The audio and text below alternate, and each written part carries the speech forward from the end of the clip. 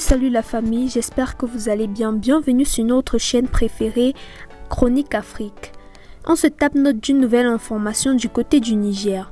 Depuis les événements du 26 juillet 2023, les mots civisme et patriotisme sont sur toutes les lèvres. Pouvez-vous nous expliquer qu'est-ce que cela veut dire concrètement ces mots pour mieux comprendre la résurgence de ces concepts de civisme et de patriotisme dans les débats publics et leur réapprobation culturellement adaptée par les organisations de la société civile et les citoyens? Il me paraît important de les replacer dans leur contexte, c'est-à-dire de revenir sur la perception que les Nigériens ont eue des événements du 26 juillet 2023, comme vous les nommez. En effet, dès le 27 juillet 2023, les Nigériens sont sortis massivement, d'abord à Niamey, puis dans toutes les autres régions du pays, pour soutenir non pas le coup d'État militaire, mais la mise à mort du régime de PNDS Daraya, un régime gangréné par la corruption, l'impunité et le népotisme.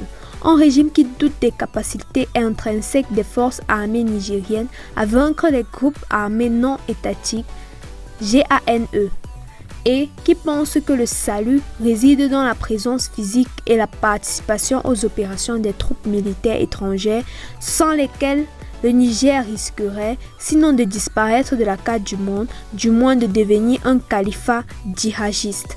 Un régime qui dit ouvertement faire la cour au gouvernement français pour le supplier d'acheter l'uranium nigérien qui n'aurait plus aucune importance économique ou stratégique. Ce n'est donc pas pour soutenir les événements du 26 juillet 2023 que les Nigériens sont massivement sortis le 27 juillet de la même année, mais plutôt pour saluer la chute longtemps attendue d'un régime dont les dirigeants qui, pour la plupart, n'avaient pas en 1993 les moyens de payer une caution électorale individuelle de 150 000 francs CFA, sont devenus multimilliardaires puis ont tourné le dos au projet démocratique pour s'engager tout au moins à partir de 2016 dans un processus résolu d'institutionnalisation d'une monarchie constitutionnelle visant à transmettre le pouvoir d'État à leurs propres enfants.